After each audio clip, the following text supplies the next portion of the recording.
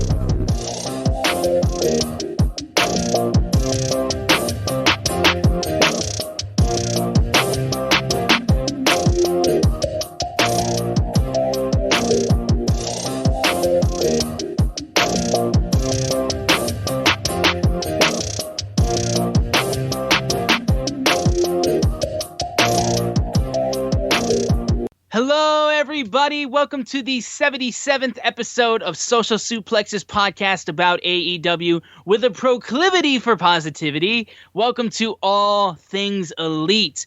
My name is Austin Sumwoods, and I am your lovely, lovely, lovely host. And joining with me, as always, is my good friend, my partner in crime, Floyd Johnson Jr. Floyd, my man, who also, ladies and gentlemen, got his hands on a PS5, so that's coming his way. How you doing, my man? Man, I am doing great. Thanks God. It's Friday. Of course, we're recording on September 18th, Friday. I was very lucky to order a PS5. Quick story. Me and my friend Jason, like the first night PS5s went on sale, they went on sale without telling anyone. So, I'm literally sitting on a computer, because that's what I do for my job. They go on sale and sell out. I never get an email, because I signed up for the email on Sony, signed up for the email on Amazon, right? Amazon's, to me's release was a crap show. Because you never got the email saying that they went on sale. They were literally sold out before you could even know that it was happening, right? Walmart, Best Buy. I'm an Amazon person. I got my PS4 7 years ago in November from Amazon. Just showed up in my house the first day. It was amazing. So I was like, dude, I'm just going to stick with Amazon for PS5. Again, crap show. Nothing went right for them. I feel like, a link got out that wasn't supposed to get out. So, it might not have been their fault, but it was very annoying. So, I went to that page. It was 278 comments on a system, or 278 reviews on a system that hadn't come out, all bitching about the release. It was hilarious. Was hilarious. I'm not happy about how Amazon handled it, but with me, I'm like, let's be real. I'm not a gamer. I play games. I always tell people that I'm not a gamer. I play games. As in, I don't care about graphics, refresh rate, blah blah blah. If it looks pretty, I'm playing the game. It's cool. So I don't care about that. I just like the games that I like to play. I play Madden. I play Warframe. If you and Sid are playing like some friend style game or something, I'll download it and play that too. But pretty much my tempos are Madden and Warframe. Madden is Madden. It's gonna be Madden. It's always gonna be Madden forever. And this year, if you bought Madden with PS4, you got it free on PS5. Warframe's a free to download game. It's a kind of pay to be elite kind of game. So I wasn't like weighing decisions. I'm a PS guy, so there you go. We're on Walmart last night because they actually gave us notice that they were going on sale at 8. We're on the phone. We're both trying to click through. And he gets through and he gets it in his cart. I don't know why I didn't. So I'm just refreshing. Because I was trying to get the digital version. I went over to the hardware version. Started refreshing. His cart expires. They then allow me to enter it in a cart. And then I purchase. I don't know if, I'm not saying it was his, but based on how it went, with him saying, oh, it's no longer in your cart, and then it being in my cart in like the next few seconds, it was crazy. I didn't even tell him it was in my cart because he had just had so many problems purchasing it. I didn't know if my purchase was going to go through. So I just went through, put my card information in, pressed purchase, and then he gave me a tracking number and order number, and I was like, I got it. And he was like, you what? I was like, I got it. It went through. I didn't say anything because I saw how much problem you was having. So I thought it was paper. I thought it was just imaginary, ones and zeros. It wasn't there for real. But it was there, and I got my PS5. Very lucky. Very lucky. I wish you all the best on getting your PS5, but I don't think my stress level is that high, because I'm at a point in my life where I stress out more about AEW Dynamite tickets than I would about this, or AEW tickets, more about that. Like, if I don't get an AEW ticket, I'm in a bad mood for the next week. Well, duh. Yeah, that's just given. Yeah, it's like a PS5. I would have been like, oh, they'll eventually put some more out, and I'll buy it. You know, that kind of thing. So there's no finality on the video game system. It's like, this is not all the PS5s they're gonna ever sell. Exactly. You know? So just that means I just don't get it day one. But yeah, I liked having the day one because I to show how old I was. PS2, I spent the night at a Best Buy. All night. Hey. It rained at 3 o'clock in the morning. Spent the night at Best Buy. Was in line. Didn't even have the money. My mom literally had to come up to Best Buy when the thing went on sale with her credit card and buy it. So that was PS2. PS3.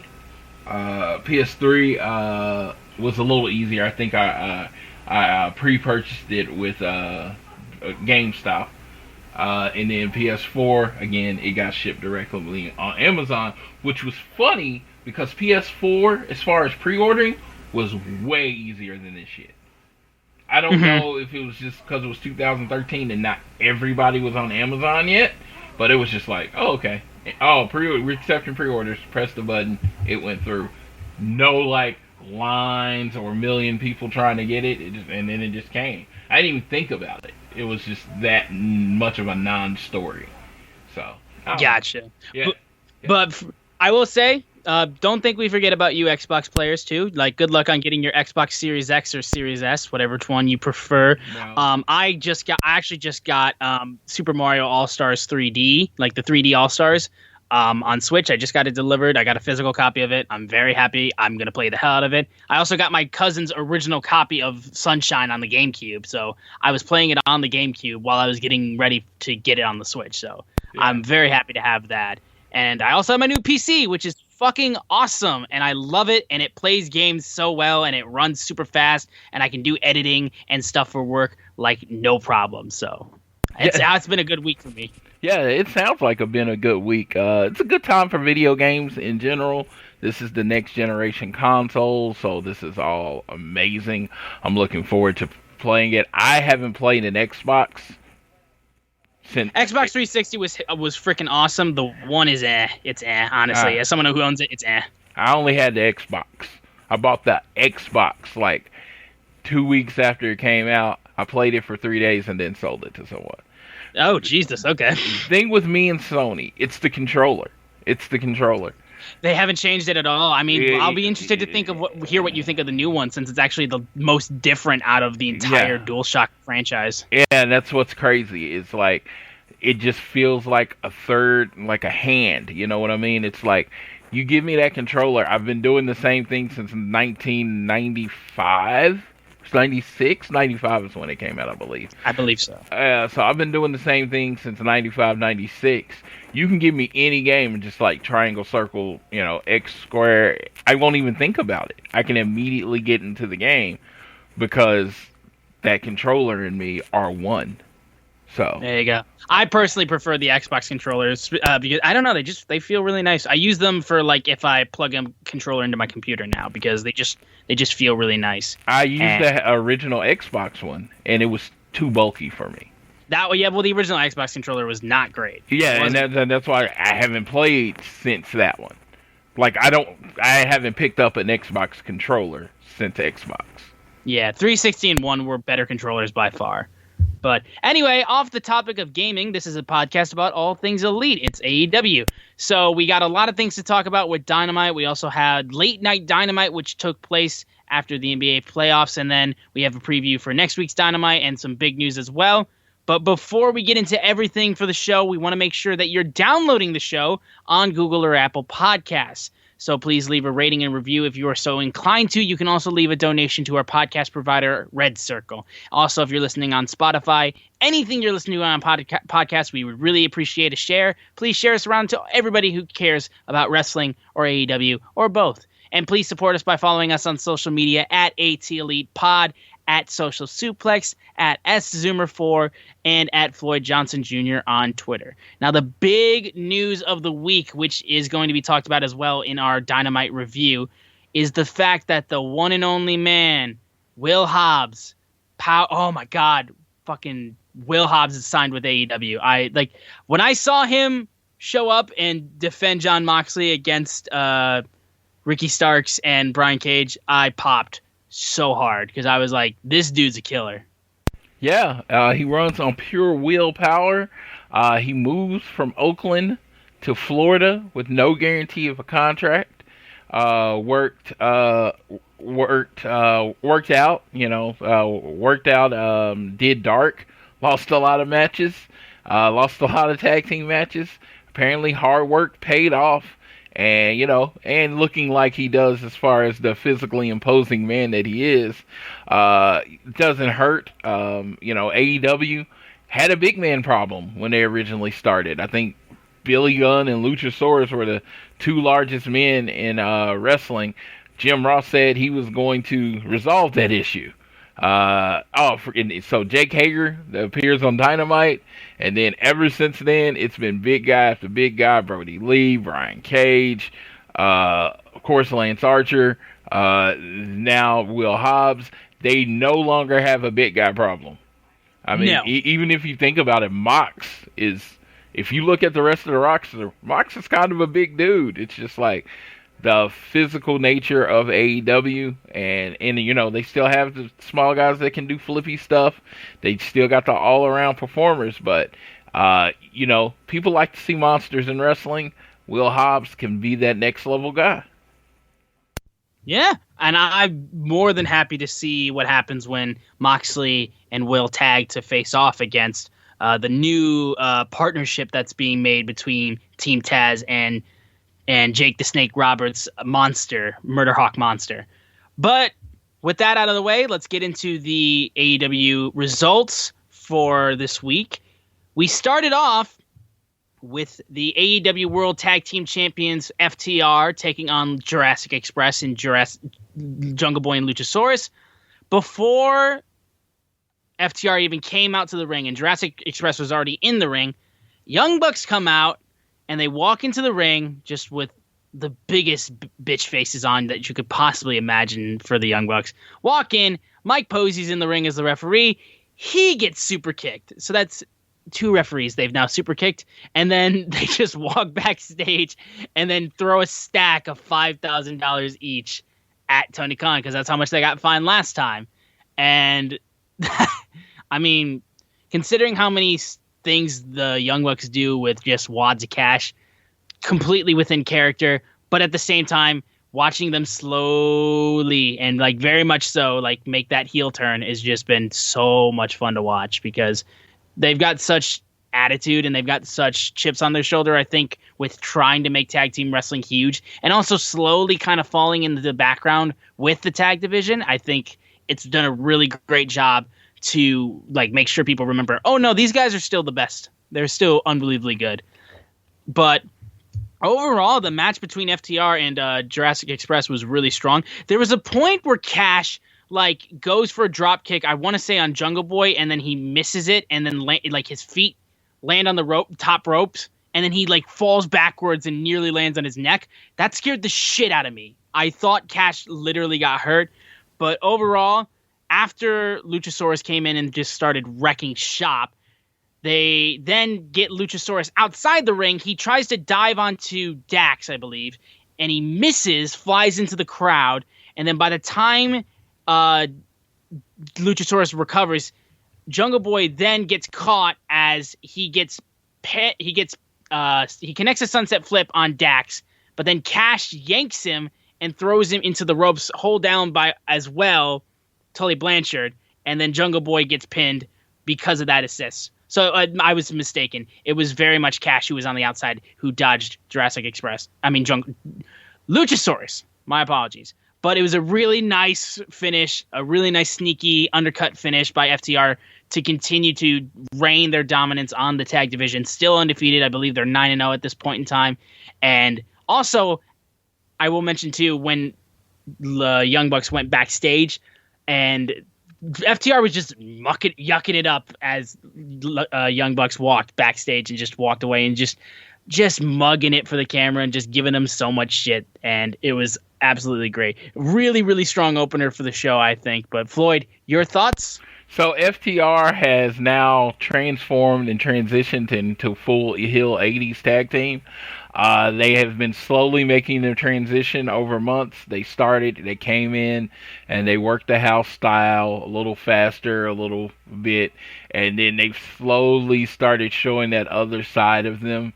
And then, of course, they won the titles, and they won the titles fairly, fair and square. Two spike pile drivers. It was rarely fair. Tully didn't get involved. But now that they've become champions and they have something to protect, something to defend, they are full on heel 80s tag team. In this match, it was pure cutting off the ring. People tended to like this show, but like this match better. Some people tend to like this match better than the one at All Out. I disagree. Thought this was good, but this was straight out of the 80s playbook with Jungle Boy and Luchasaurus playing the Rock and Roll Express to the Midnight Express. But it was actually more Brainbuster style because they were working a limb and cutting off the ring. So it was great. And then the roll up and not winning clean, that's what heels do. Tully's more involved. He seems like Tully's really into this whole gimmick. He seems a lot more natural than he does with Shawn Spears. Because you know what? It's fun when you're a manager of a winning team as opposed to a guy that he beats all the people that are, lower than him. But whenever he gets on Dynamite, he pretty much loses. So it's It just seems like it's a completely gelled tag team, and I love FTR as the shitty heels. I thought Jungle Boy, he's one of the best at taking heat and making you feel sorry for him. And in a time where a lot of people don't feel sorry for people, Jungle Boy makes you feel that way, and that's awesome. And Luchasaurus is one of the best hot tags in wrestling. So pretty much, yeah. Yeah. So yeah, it was great match. I think did everything it was supposed to do, and it fully transitioned to FTR into the role that they will be playing for the rest of their title reign. Yeah.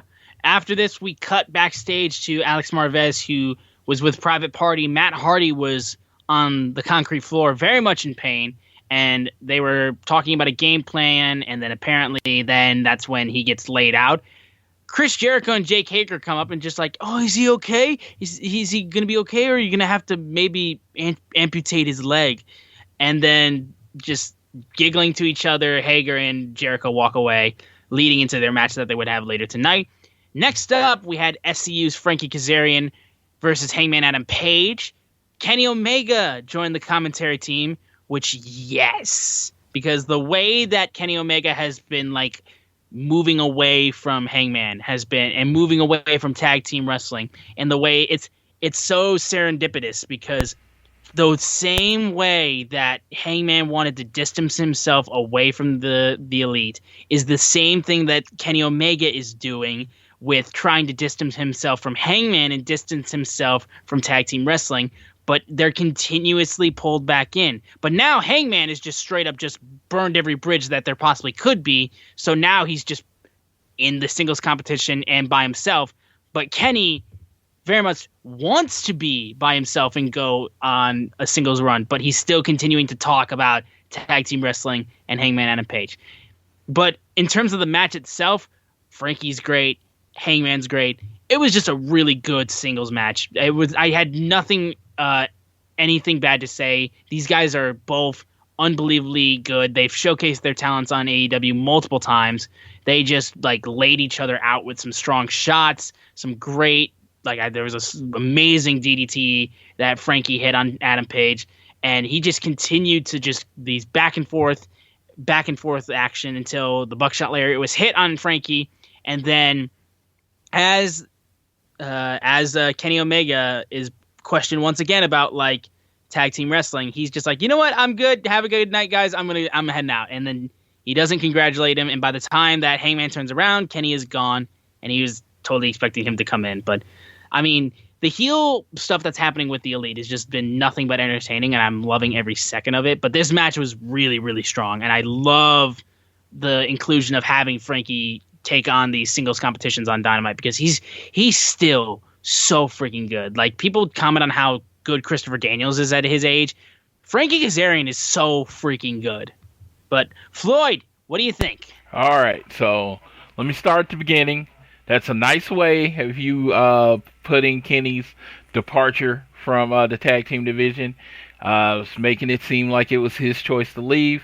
How I say is FTR retired Kenny from tag team wrestling.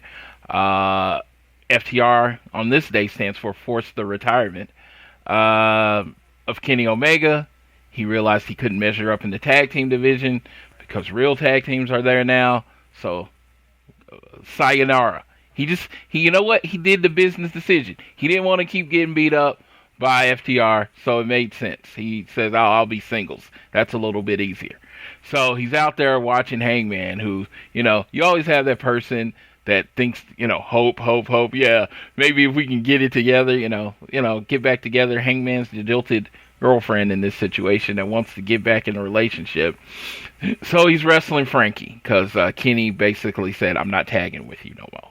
Because he doesn't want to lose to FTR again. Fear. It's cool. You're supposed to fear the revelation. I get that.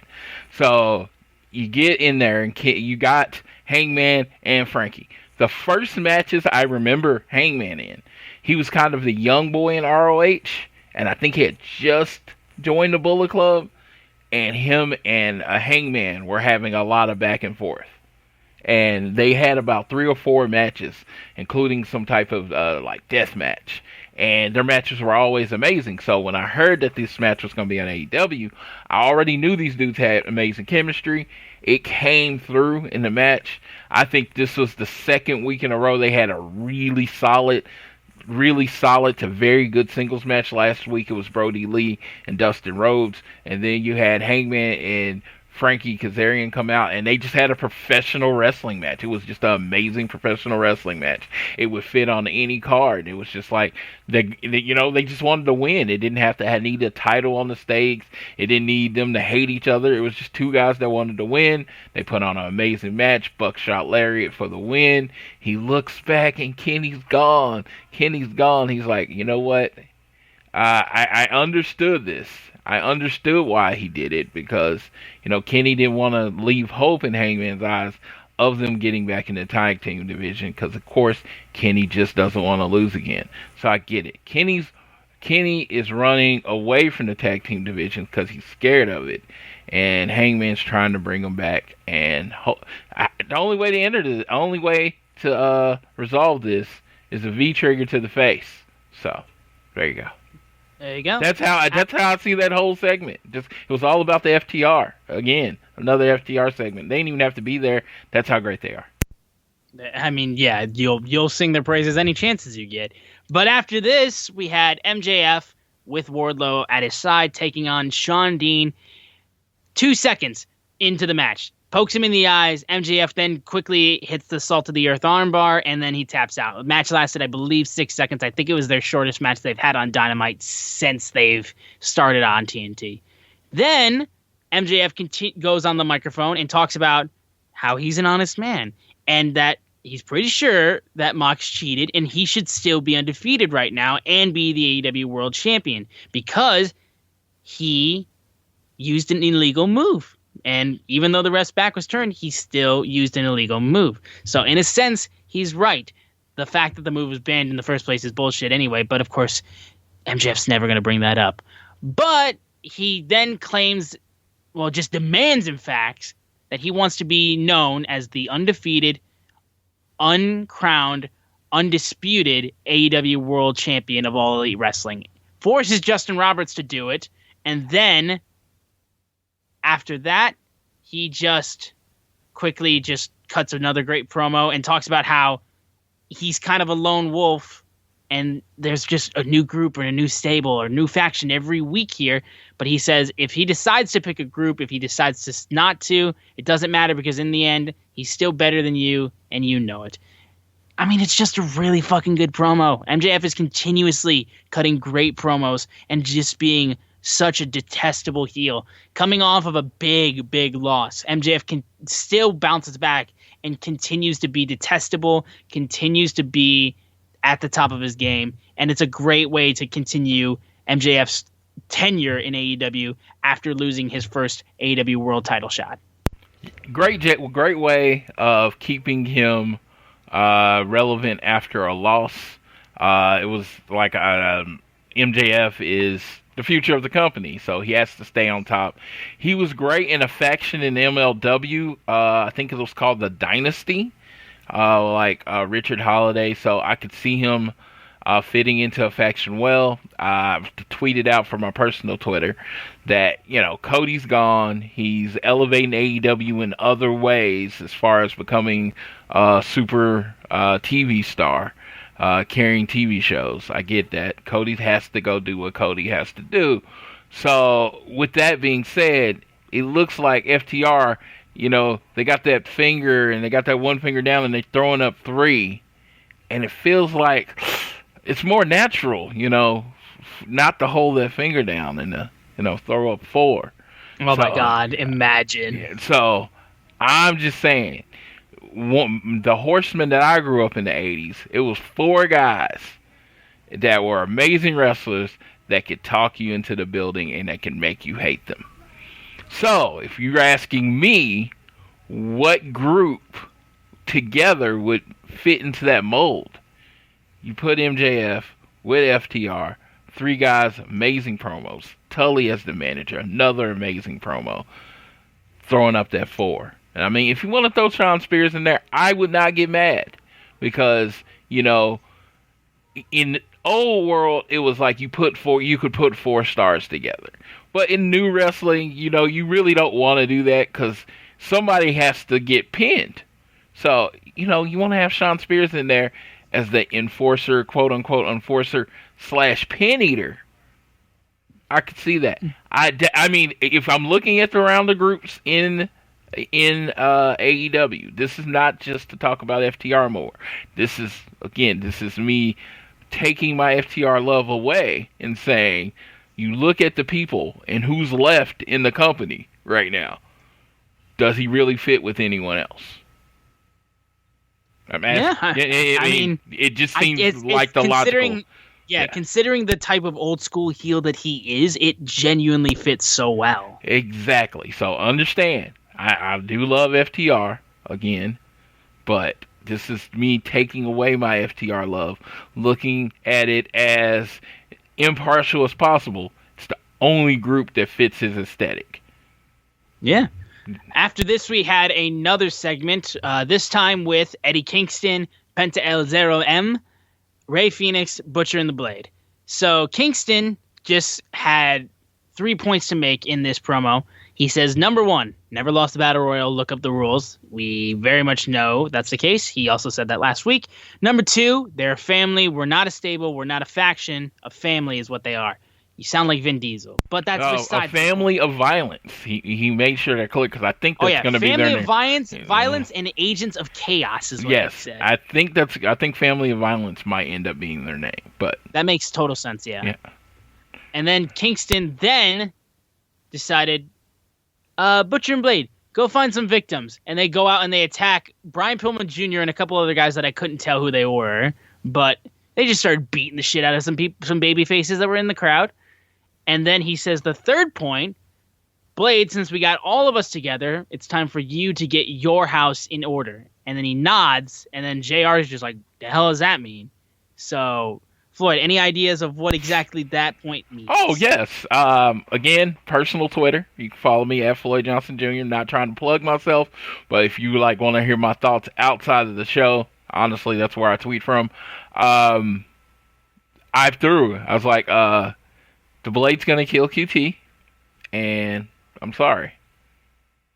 Because as most people don't know, or some people do know, it's not a secret.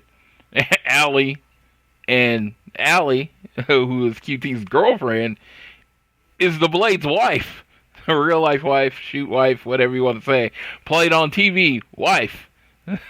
So he's like, you got to get your house in order. Yeah. So QT's going to die, and R.I.P. QT. You know, great. That's what you get for simping. Let me just tell you, you know, I'm sorry if I'm dating a chick and she says the last guy I dated is the Blade. That's his name. He doesn't go by a real name. He just goes by the Blade. I'm gonna have to pass on that relationship. I'm gonna have to say. I'm not like Scott Pilgrim, who hears I have 7 evil exes you have to fight, and he's like, sure. Yeah, no. Like, very much not that personality with me. It's like, my ex is named Blade, the Blade. The Blade. We'll see and other his people. Best friends is the Butcher. What's up? I'm just like, hey, if you want to meet up online and play some PS4 together, we can have that kind of relationship. Yeah, but ain't nobody ever seeing us together. Let's do something. Yeah, I was like, ain't nobody ever seeing us together because I'm not trying to die. So, R.I.P. QT, you had a good run.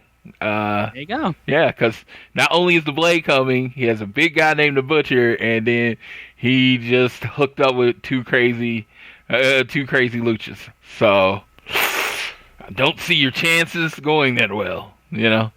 There you go. We then had Private Party versus Inner Circle's Demo God Chris Jericho and Jake Hager, and this match was all right. I will say, for me, it was probably the weakest part on the show, and it's just because of the fact that I would prefer Jericho and Hager not to be doing this. I would prefer them not to be yet another. Now the Inner Circle has 2 tag teams, and Sammy's off doing God knows what anymore. So it was a decent match. I enjoyed Private Party. I mean, Chris Jericho and Jake Hager are still great, but the idea of just having this be a tag team and getting a mega push for the tag team titles, I'd rather not. I just personally would rather not. It's the one decision regarding the tag team division, which I was like, maybe let's back up and not go down this road, because honestly, with how many tag teams you have, you should just go a different route with this. It just makes the most sense. But overall, Chris Jericho and Jake Hager got the win, and then after the match was over, the Walls of Jericho was placed on Cassidy afterwards. Then Mark Quinn came and knocked him out with a Pele kick, and then Jericho and Jake Hager retreated. This feud will very much continue in the future, but I've said my thoughts on it, and it's very much kind of I'd rather not with this, and it's not my favorite thing right now. But Floyd, any differing thoughts? I 100% agree with it not being my thing, but if you're trying to elevate the tag division, you're trying to make the tag division seem as important as the world title, you put Jericho in angle for it. You make it something Jericho desires. That elevates in the eyes of the TV audience that might not know who FTR is like all the way, might not really care about, other tag teams. One thing about ratings on this show is people care about Jericho. They want Jericho involved. So Jericho being in the tag division elevates it and makes more people care. Do I like it? No. Because what's the point of having a tag team in your gang if you're then just going to keep forming tag teams with other people from the gang? Especially when you've already tagged with one of the singles members in the gang. And had a name. You were the Lace X and you already Gods. had a team and t-shirts made for it. Yeah, you're the Lace X Gods. It just seems like it doesn't make any sense. But focusing on the positive, Chris Jericho, after the match is the positive that I will focus on. Mark Quinn kicked Chris Jericho in the head. So you know what that means. Chris Jericho's about to make Mark Quinn famous. Now, I think everyone in the company sees Mark Quinn as one of the future of the company. I think he's one of those people that, he's going to be in the tag team division. Private Party eventually is going to get all the way over and be a top tag team in the future. But when he takes that next step, when Shawn Michaels, what's the other guy's name? Isaiah Marty Cassidy. Jannetty. Yeah. When he Shawn Michaels, Isaiah Cassidy, and kicks him, I think he's going to be the guy that they push as the future of the company. He's such a good all-around performer. He has all the tools. He has a look to go into the future. Great thing is, black don't crack. So, you got a 10, 15-year window before he starts to age. So that's another good thing. So Mark Quinn, I think, is the future. I think he would be and it's funny because a big problem 6 months ago was push black singles wrestlers. That was one. So now you got Scorpio Sky, kind of the lead one, and everybody's waiting on him to go to the next level. They got Mark Quinn kind of in that second position, him and Isaiah Cassidy as a tag team, and then they signed Will Hobbs. So they seem to be addressing it. It's just going to be kind of a slower burn, which is awesome. And now you're going to probably get a Mark Quinn Jericho match whenever it's announced.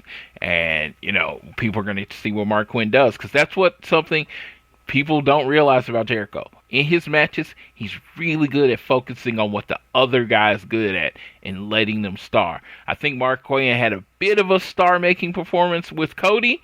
I think Jericho will take it to that next level. Yeah, honestly, I agree with that. I think Mark Quinn did show himself in the TNT Open Challenge. I am excited to see more of him in singles-wise, and the fact that they might be going down this road is interesting to me because I love this idea, and I think I'm not sure yet. I think me personally, I still need to see a little bit more, and I think him facing off against Jericho in this kind of feud will be really interesting to watch. But I will be excited to see more of this going down the line.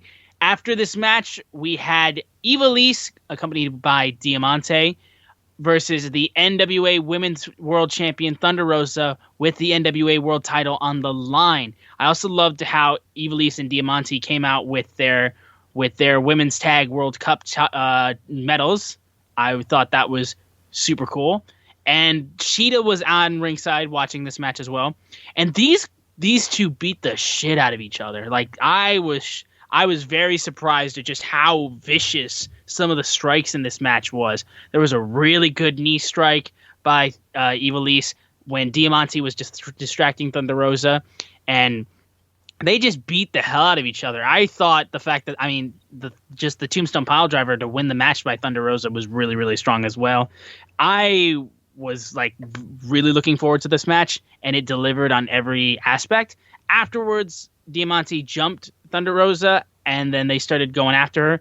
And then Hikaru Shida came to the aid of Thunder Rosa, knocked out Diamante and Ivelisse, and just started kicking them out of the ring. And then they just had a little show of respect in the ring, which is really, really awesome. And yeah, I was super happy with how this match turned out because I had high hopes with it, especially considering it was the first time the NWA Championship was actually represented in a legitimate title match, which I think is really freaking cool. But Floyd, thoughts on Ivelisse in Thunder Rosa? Okay, so this match I was looking forward to. I've been a big fan of Thunder Rosa, but more and more every time I see, she's just like an amazing professional wrestler. She's very physical. She has a way of blending in professional wrestling and her MMA talents because, she's a fighter too, and I just think it's great. So her and Ivelisse have worked together before, so I was like, man, this is going to be great. It did not disappoint. I was like, man, this looks like a fight, and this is like one of the first women's, matches where I felt like it was a fight. I've seen good wrestling matches in the women's division. I'm not saying that. I'm saying this one felt like a fight. It felt like they were going after each other. And then, of course, Thunder Rosa had to win. We then find out, now we got to add some color from the internet, that apparently, according to Uncle Dave Meltzer, Ivelisse and Thunder Rosa, Ivelisse, they didn't really get along backstage, and they were throwing real shots. And, Thunder Rosa, again, professional cage fighter. She does this. So she basically put Ivelisse in her place, and then they went back to being professionals, and then they did the match, and then they did the jumping. I don't know how much of this is true. This is rumors and innuendo speculation. I tend to trust Dave Meltzer, but, he's even wrong sometimes. If that's the case, every match should be a shoot. Because this was the best thing I've ever seen on as far as women's matches in AEW. It was like if they were shooting on each other, she needs to shoot on everybody that they were doing going forward. That's I'm not falling into the, oh my god, and like shit, the person they wrestled and the person that won the match was supposed to win. That's all I care about. I mean, Ivelisse took the 3. She was professional in that way. Thunder Rosa, if this was them going off script, it was like the best thing for the match. I will say, let's like you said, like every match should be a shoot. So then my mind was like, let's go even further with that. Let's have them fight in a dusty ass fucking garage or some shit with no ring ropes, people surrounding it, slamming it, and they're shoot fighting. And then we have girls dancing in the corner for no fucking reason except for the fact that we want to pop a rating. This came off more real than anything that I've seen in that scenario that you brought up. It was just like, it was a fight. And I mean, that's what you want wrestling to be, a simulated fight. I don't want every match to be like this.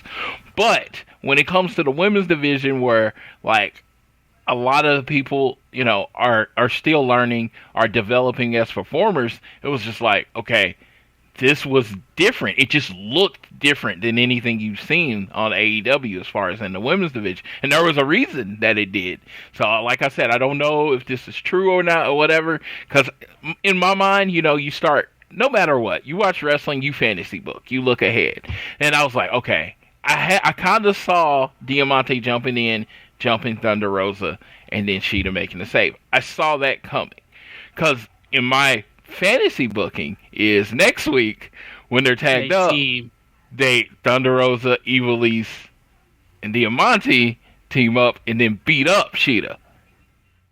That's how I see it going. But maybe that won't happen. And then you could use that to elevate. Maybe Ty Conti comes out and tries to help Sheeta, and it just, you know, there's a whole lot of strings to pull here. But whatever. That's how I saw it coming. I'm just saying what I saw before the match. That was previous. But then after the match, and it was just like, and then I found out it was hard hitting. I was like, good Lord, this is sometimes where I want kayfabe to be kayfabe. Because it was a really bomb-ass match. I didn't need to know the other part. But sure, if you're on Twitter or Facebook or whatever and you're in groups, you're going to find out the other part. I actually, a subscriber to one. Yeah. Yeah.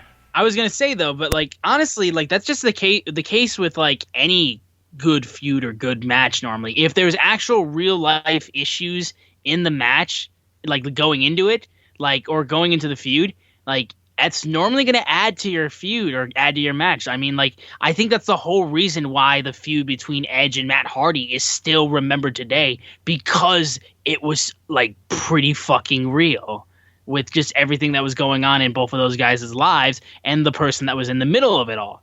And, like, you look at, like, stuff like, just, like, stuff between, like, Hunter and Chris Jericho and, like, how they didn't like each other, like, in the mid-2000s, and they still had such good chemistry in the ring and put on great matches.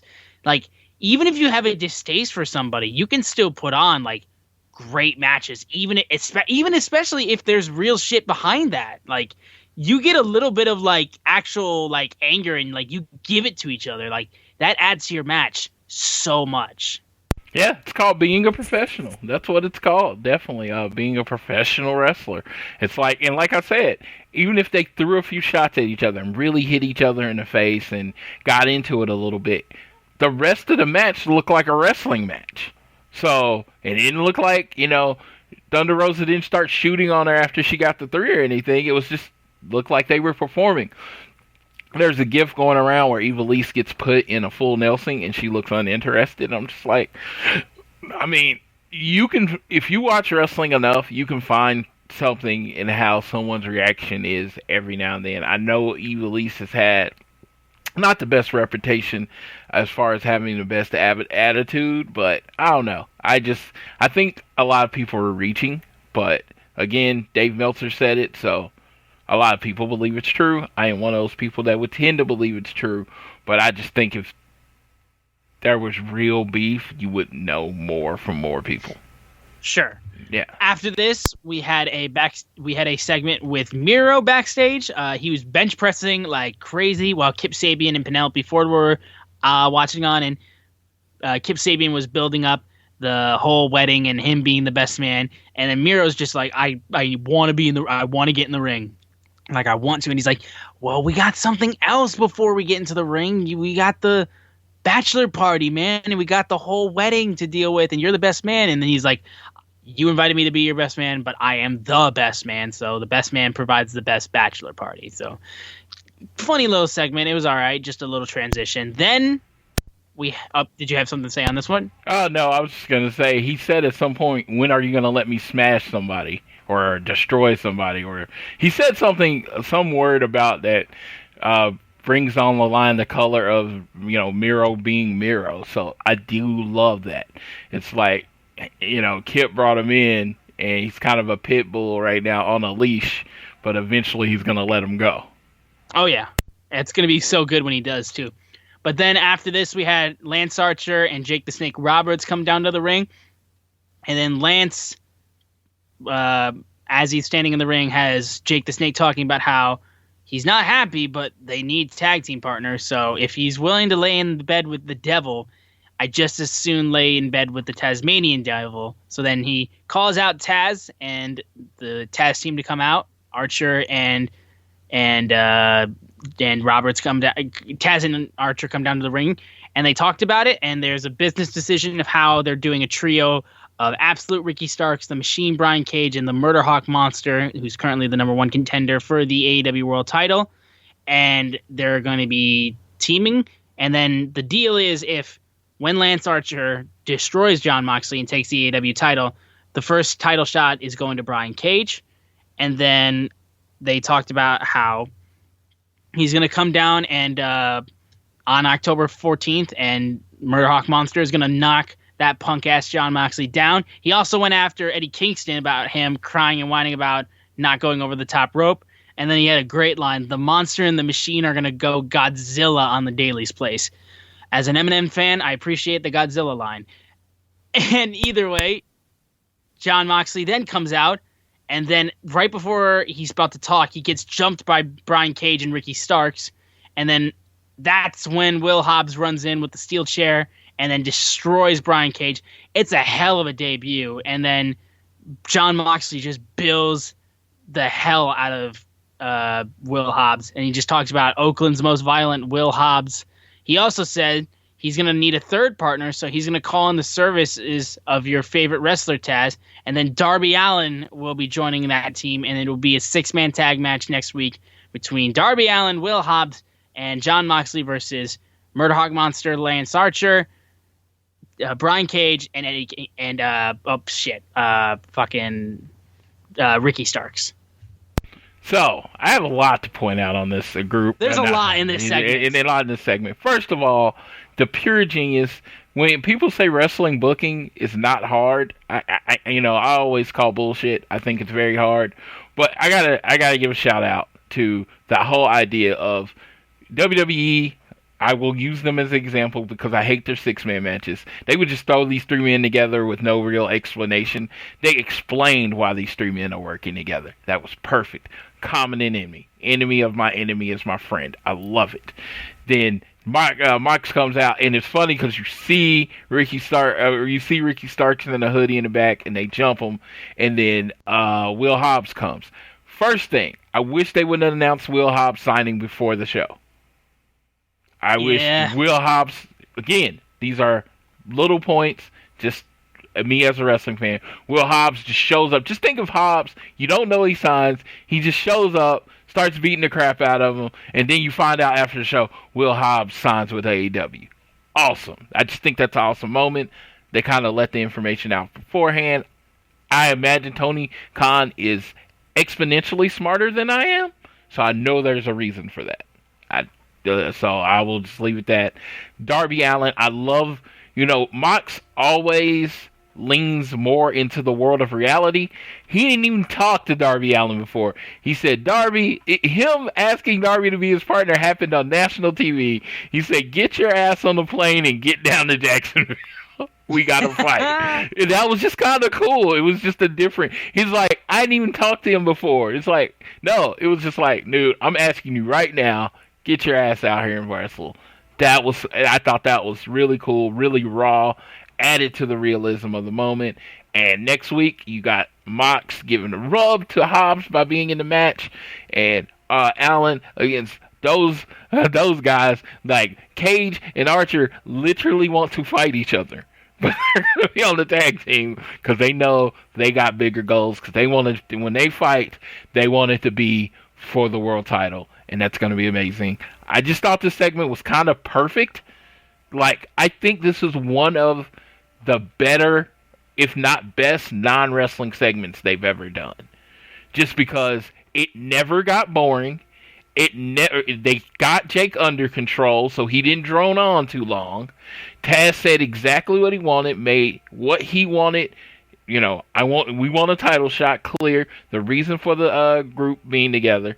Mox comes out looking tough. He gets Will Hobbs, the rub, and kind of gets him over.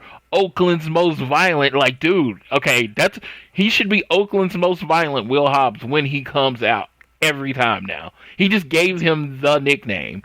And then Darby, dude, I know you're always down for a fight. I didn't even have to call you first. Get your ass to Jacksonville. We're about to beat these dudes up. I just thought it was just a perfect segment. It was really great, honestly. We then had the main event, the parking lot brawl between Santana and Ortiz versus Best Friends, Trent and Chuck Taylor. First off, Santana and Ortiz had their faces painted just like in the 95 film Dead Presidents. Yes. Which, there you go, represent the Bronx. There you go. And then they just, holy shit, this match, they beat the shit out of each other. Going through some of the spots, yeah, it was a fucking fight. There was a point, Santana gets ran into the driver's side mirror of a car, and then, Trent gets his head slammed on the hood of a car onto Ortiz, and just flipping sentons off of the roof of a car onto the hood.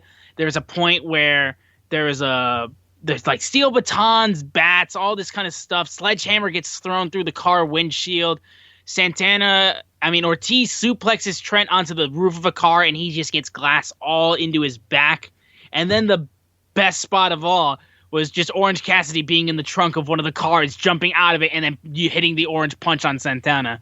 And just, Jesus Christ. Then the finish of just Chuck hits Santana with a pile driver on the hood of a car, and then Trent hits him through this plywood that's set onto a truck bed, and then just goes through the plywood onto the truck bed, and that's how the pin was happening. This got 5 stars for a reason.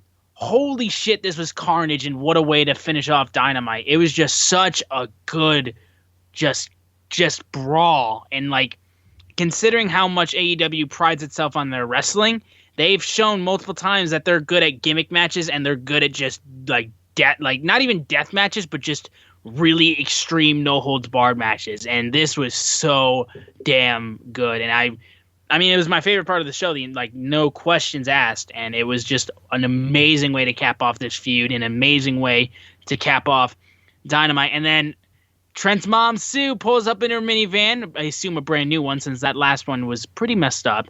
And then right as they leave, Sue flips off Santana and Ortiz. Fucking yes. Yes, queen. Slay. Now, Floyd, thoughts on this hell of a main event? Yes, queen, slay? Okay, that's how we're doing this? Okay, I got you. Yeah. Okay. Even in whatever age she is, she's slaying. All right, so JR said this was the best street fight he's ever called. And yeah, hey, 5 stars. I get it. I will say this is not even the best street fight I've ever seen Proud and Powerful in. They were in a couple in Impact with Lucha Bros, and then one with the original LAX. They're amazing at this. So when they did this, I was expecting exactly what I got. It was hard hitting. It was real. Mick Foley had them literally made a video to tell them how good they did and how safe, and he said he couldn't have done it better. The hardcore legend Mick Foley said he couldn't have done it better. As far as the match, it was just as physical. I think you went over most of the highlights. Only thing I didn't hear, so Proud and Powerful, just like the heels in most of these fights, was about to go a little too far.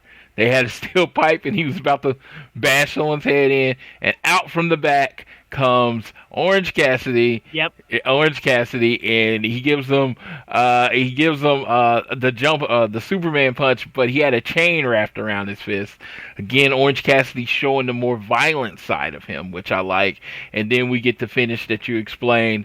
It was a perfect match. I honestly, there are matches where I watch, and I can truly say there's no loser. There was no loser in this match. Best Friend got the pin, and they'll probably get elevated. Maybe they go against FTR in the future. But Best Friend got the pin, but there was literally no winner in this match. Loser in this match, because Santana or Ortiz elevated themselves to wherever they want to be. And then I found myself asking after this point of contention, why do they need Jericho and Hager? I was going to say, like, if there was any part of the Inner Circle that would break off first, I in my mind, I was like, it's either Sammy or Proud and Powerful, and I'm leaning more towards them. Honestly, it seems like they could just be vicious dogs and just you can barely tell that they're in an inner circle. You can barely tell they're in an inner circle at this point. You're in a street fight, which there is no rules. They have Orange Cassidy, 3. You have 3 other professional wrestlers, 5. You should always have the numbers advantage, and you lose out to the numbers advantage. How does that happen? I'm like, I can write the promo for them of them leaving Inner Circle, because it's like, we got with you because of the numbers advantage. But I can honestly say, Proud and Powerful main evented a Dynamite, like, as a tag team. Tag team wrestling main evented a Dynamite. That is, you don't understand how big that is for me. That is like perfect. This was an A show. I honestly, and this is the best compliment I can get, I think this is the best non-Cody show of Dynamite that they've ever produced. From top to bottom. I mean, from top to bottom. Like, even that one low part, the Jericho tag match, if you call it a low, was still a good tag team match. But as far as in-ring performance, wrestling performances, this might have been their best show ever. Yeah, not to mention just all the story threads that are being thrown in, like, in almost every single segment and every single match. Like, every match, like, continued on a story in, like, in different ways. So, and yeah, and like you got a great pop. I mean, we'll mention this too. Like, the ratings wise, you got 886,000 viewers over NXT's 689,000. I believe I also saw a tweet that on Wednesday nights, it was number 1 in the 18 to something 30 and demographic. It was number 1 in cable in that demographic, which on Wednesday, which is fucking awesome. And that's a non-Cody episode. So, I mean, I think they have done a good job of making it appointment viewing. The difference between this and the other company that they're often compared to is that this is their only show. This is their main show. This is their only nationally televised show. This is the focus of their week. A lot of their roster isn't on the show because this is, the highlight. There's only a certain amount of spots, and they're trying to put on their best programming, as opposed to the other people that it's three. They have 3 shows. Again, this one feels like appointment viewing. I like tonight. I'm gonna watch the Lakers game. I'll come back to SmackDown later. It's just I don't feel like I'm gonna miss anything. But if you watch Dynamite an hour late, literally be off social media, because that's all everyone's talking about. Every aspect, every good line, that's all that's being said. Mm-hmm. Yeah. And even with NXT too. I love NXT, but I've still consistently like mostly like skimmed highlights and then watched the takeovers live. That's just how I've been with NXT for the longest time, and even more so recently, just with some certain decisions that they've made. But it's still like I can't miss Dynamite live. It pains me to miss it live because every time, like, I'm normally rewarded for sticking with it. So that's what you want to do when you're building a new show, when you're building a brand, and when you're building a company, is you want to reward your fans for sticking it out for the long run, because when you do, they love you even more. And AEW has realized that, and they've done so well at it. Yeah. Yeah, and that's all we have for AEW Dynamite for this week, and we're going to go into the preview for next week's Dynamite. We'll also talk about the Late Night Dynamite preview that happened on Tuesday after the NBA. It hasn't happened yet. Well, not yet. That's going to happen. I Freudian slip again. I'm sorry. I'm quite tired. Work has sort of thrown me off my sleep schedule, and I'm going to get accustomed to it very soon. But we have the Late Night Dynamite preview Tuesday night after the NBA that's coming up. That hasn't happened, and Chris Jericho will be on commentary for that. But before we get into those previews, I want to let you guys know that support for All Things Elite is brought to you by Manscaped, who is the best in men's below-the-belt grooming.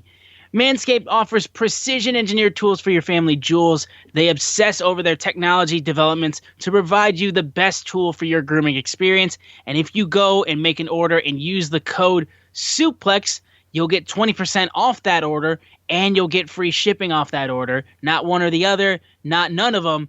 That code is very much getting you both 20% off and free shipping. And Floyd can attest to the power of Manscaped and how strong their products truly are. Well, I hope you've been listening to the show over the last, 6 weeks or whatever we've been doing this.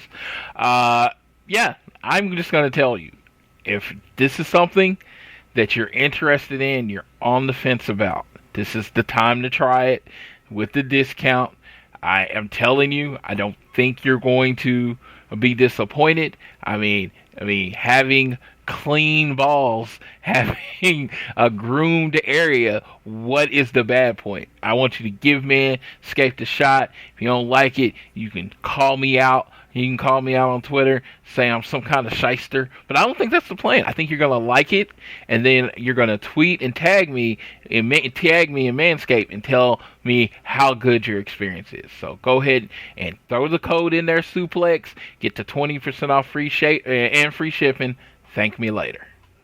Yes, and thank you, Manscaped, for sponsoring the podcast. Going into our preview for Late Night Dynamite on Tuesday, we have Scorpio Sky taking on Ben Carter, continuing his push to be involved in more singles competition. We have the reigniting of Brandy versus Anna Jay after what happened between Cody and the Dark Order. And then we have Matt Sydal taking on Sean Spears, which honestly, I'm like leaning towards Brandy and Anna Jay, and Matt Sydal and Sean Spears as the matches I'm looking the most forward to. Obviously, Matt Sydal has been like under a little bit of criticism for his debut because of the botch that occurred, but I believe this is the point where Matt is going to be showcasing just how good he really is, and I'm 100% excited to see how this goes on. But overall, for the Late Night Dynamite preview, any thoughts on this, Floyd? Yes, they have really done well building the Brandy and Anna Jay rivalry. Aunt Brandy was on Dark this week, and she was wrestling, I believe, Red Velvet, and then she choked her out. She used a rear naked choke, the same thing Anna Jay did to Brandy, with Anna Jay watching, to let her know that she can do it too. That was awesome. Scorpio Sky. Ben Carter is one of my favorite indie wrestlers. I've seen him on GCW like twice, and then I've seen him in the match. On Dark last week. The dude is freaking amazing. He can just do things. You know, he fits right into the aesthetic. I think AEW should sign him so he does not sign anywhere else, because I think he's going to get a contract fairly soon, because that's how good the guy is. Matt Sydal versus Sean Spears. I'm just adding this little thing from BTE. They explained what happened with Matt Sydal. Matt Sydal got in. He was the Joker. He was the Joker in the tournament, and that made he was the Joker in the Battle Royal, and that made Michael Nakazawa jealous, and they told Michael Nakazawa to make an impact, and he did.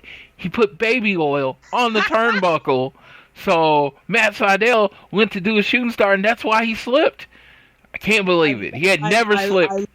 I love the excuses they make. And that was perfect retconning.